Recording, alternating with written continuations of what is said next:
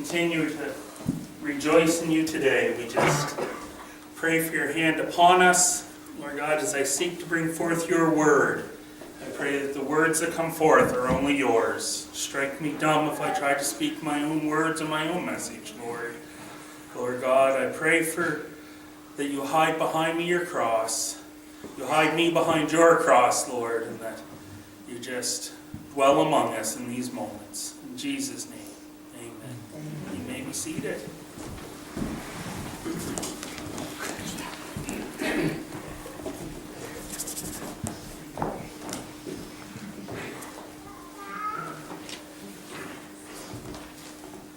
Symbolism, faith, timing, heartbreak. Sounds like a movie trailer, doesn't it? But all those things are in the story that we'll look at today on this Palm Sunday. And I want to jump right in today. I'm going to look at it as it's recorded in the Gospel of Luke, chapter 19, starting at verse 28, if you'd like to follow along.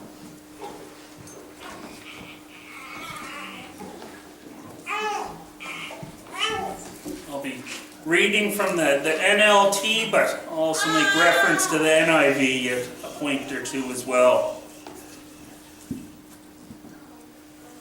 After telling this story, Jesus went on toward Jerusalem, walking ahead of his disciples. As he came to the towns of Bethphage and Bethany on the Mount of Olives, he sent 2 disciples ahead. "Go into that village over there," he told them.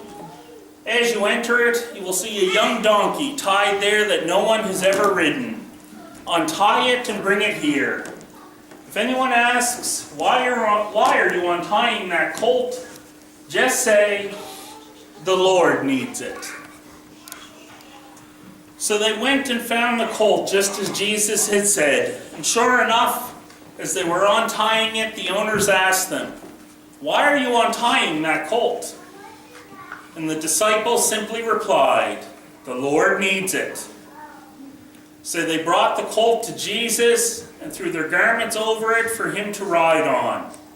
The NIV says so they brought the colt to Jesus, put their garments over it, and put him on it. As he rode along, the crowd spread out their garments on the road ahead of him.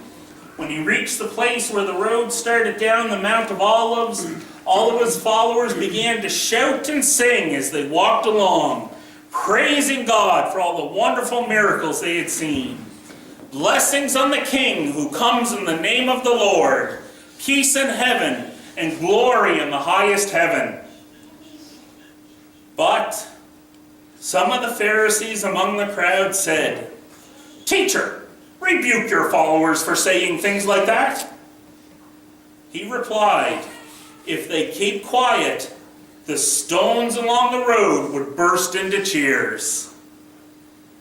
But as he came closer to Jerusalem and saw the city ahead, he began to weep. "How I wish today that you of all people would understand the way to peace. But now it is too late, and peace is hidden from your eyes. Before long, your enemies will build ramparts against your walls and encircle you and close in on you from every side. They will crush you into the ground, and your children with you. Your enemies will not leave a single stone in place, because you did not accept your opportunity for salvation." God add his blessing to the reading of his word. So, Palm Sunday, the week before Easter, Christ's coming into Jerusalem. I said symbolism is my first point today. Now, hopefully I'll get to 4 points. With me, you're figuring out by now, you never know if I'll get to the end, but symbolism. Couple of things worth noting here. First of all, this is the only time in all of the New Testament that Jesus rode. Any other time Jesus went anywhere, He went via 2 feet and a heartbeat.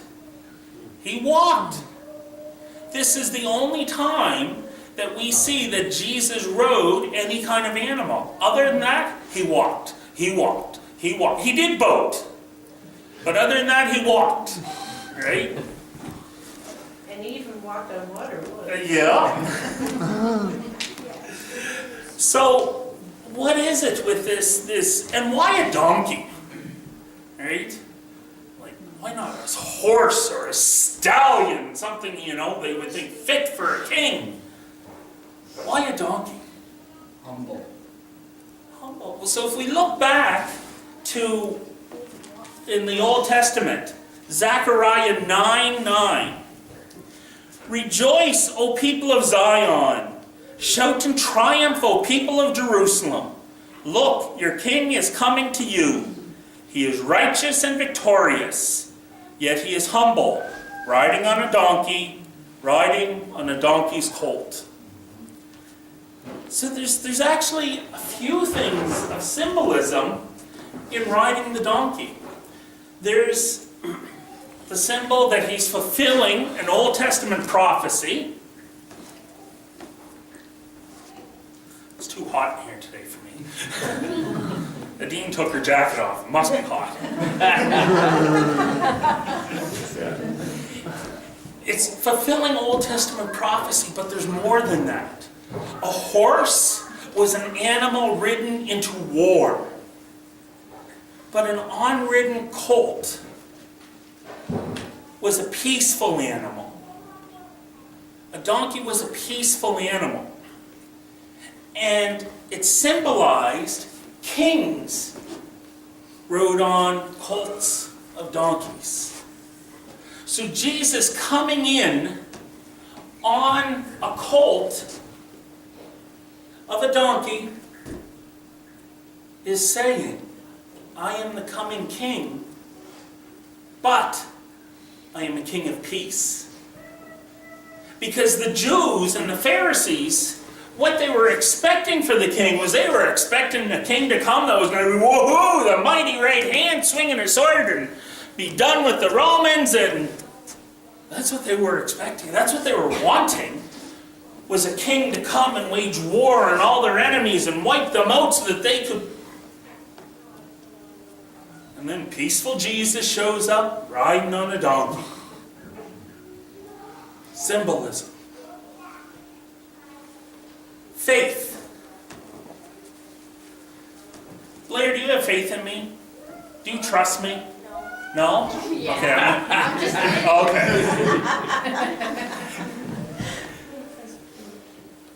Have I tried to teach you right from wrong? Right? Through teaching you here and when I'm speaking. Do I try to teach right from wrong, do you believe? Yeah. So if I told you to go next door and take something off the guy's porch and bring it over here to me, would that seem kind of odd? No. No? So you Yes. think, would that seem like stealing? Yeah. And everything I try to teach, and certainly everything Christ taught against theft, taught against that. So when Christ said, go untie this stranger's colt and bring it here, it was an act of faith on behalf of the disciples to do that. Because they knew something was up. They would have had to, because this is the Christ. This is their teacher they've been following for 3 years, who has taught them right from wrong and studied the Old Testament scriptures with them and showed them how he's the fulfillment of them and shortly went over the 10 Commandments with them, and now he's saying, go take that stranger's donkey and bring it here to me. And just tell them you'll bring it back when we're done. It took faith for a couple of reasons. It would have taken faith because they would have had to trust Christ that he had a reason for this. They would have also had to have faith that Christ was in control and that the owner of the colt wasn't going to come out and attack them for stealing his donkey. So for them to do this was an act of faith. That they had faith that Christ was in control and that he had the plan for what was going to go on.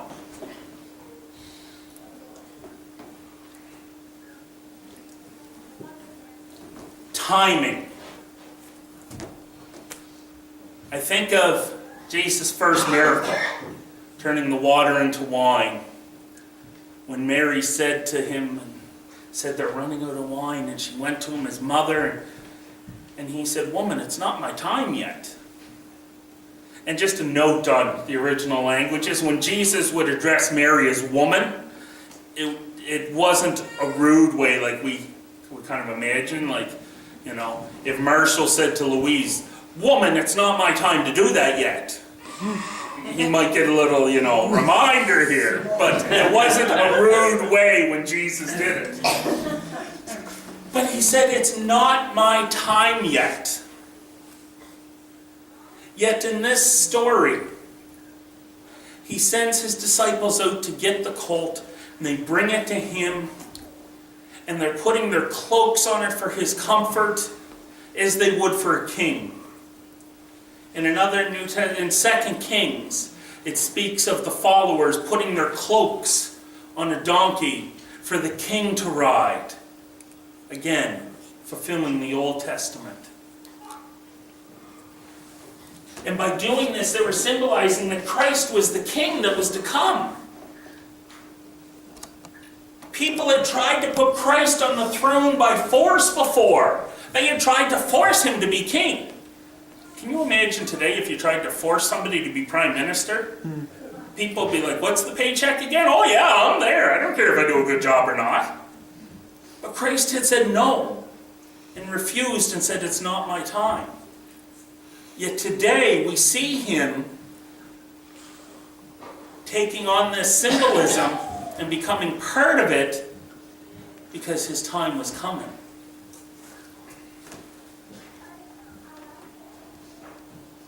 Verse 35 says they put him on the donkey. They put their garments over it for him to ride on.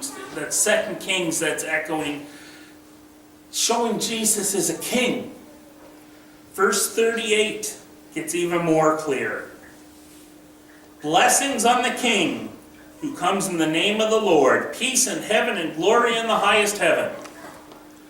That's pretty clear that the time was coming, that Jesus was coming to be king.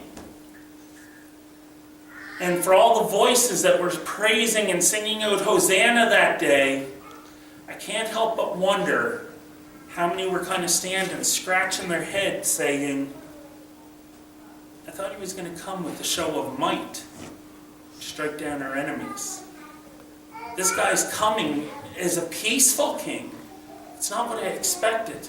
I can't help but think that there must have been some confusion for some people in that moment. But they still cried out, "Blessings on the King." Any time in the New Testament somebody said something that was untrue around Jesus, or that it wasn't the time for, Jesus rebuked them. Right? Peter could hear it in his sleep. Right? "Peter, you put your foot in your mouth again, be quiet." Right? But this time, as they're crying out, as they're riding along the road, coming into the town, the palm branches being laid down in front, riding on the donkey, the crowds are crying out, "Blessings on the King." And Christ allowed them to continue crying that out. He did not rebuke them on this day, because the time had come. Timing. Heartbreak. But as he came closer to Jerusalem and saw the city ahead, he began to weep. How I wish today that you of all people would understand the way to peace.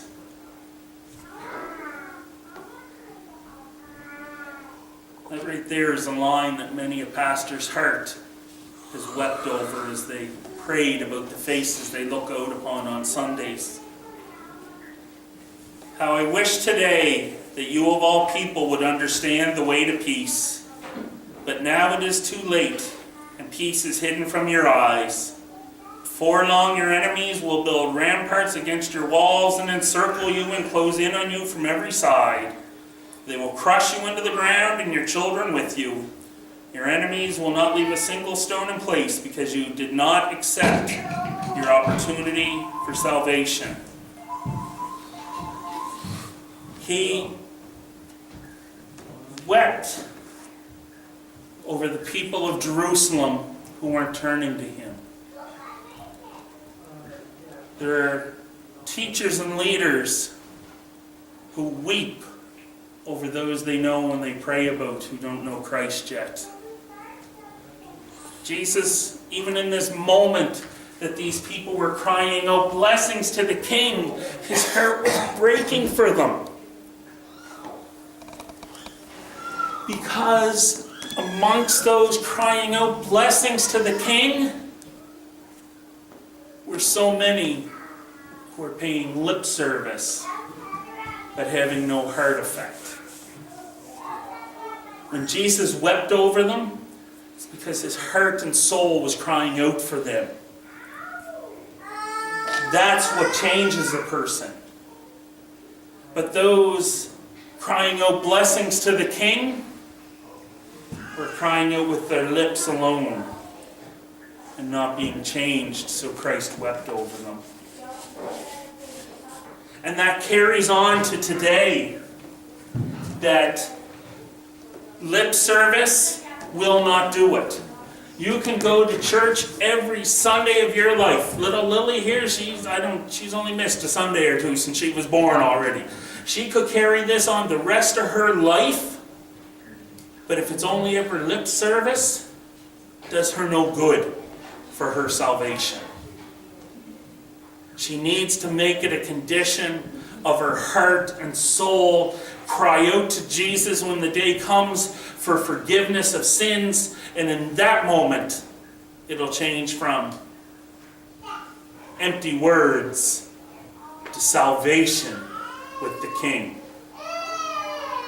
In that moment, there will be more rejoicing in heaven over a sinner saved than there is over all those who are already in heaven. What a party that will be.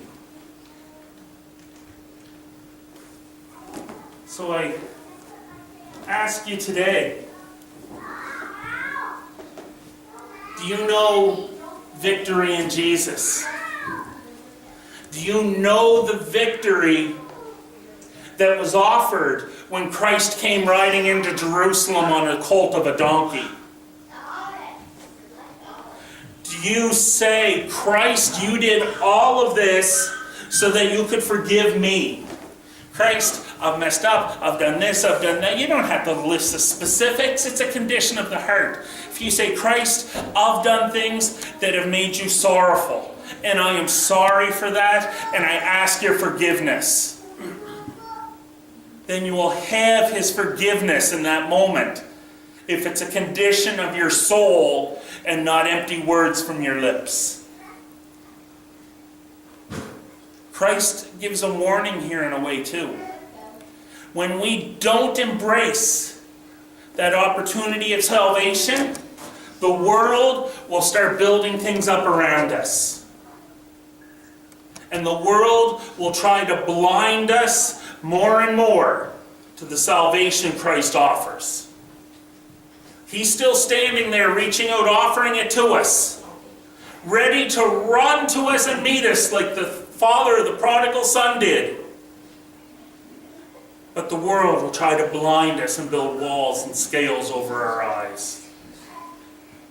But when we cry out to Christ, he will give us clear vision. He will give us the clearest vision we have ever had, and he will bless us with salvation. He will bless us with cleansing. He will wash us clean, and we will come in that moment to the true understanding that he rode into that town on a donkey so that they could nail him up on a couple of junks of wood, so that he would die in his human body, so that he could be resurrected, and we could have victory. And that's a victory that I rejoice in today, and it's my prayer that you rejoice in it with me. It's my prayer that the person who I get along with on this earth the worst, I won't say my enemy, but that person who I get along with the worst, it's my prayer that today somehow they will encounter Christ and encounter His life-changing transformation, and that they'll be saying they know that victory because Christ died every bit as much for them as He did for me. Because at one point I was that guy that somebody else was probably saying their worst enemy, right? Or at least that blockhead or something, right? But He offers that victory to us. We just have to reach out, grab onto it, and embrace it. I'm going to ask Wendy to come. We're going to sing Victory in Jesus for our last song today.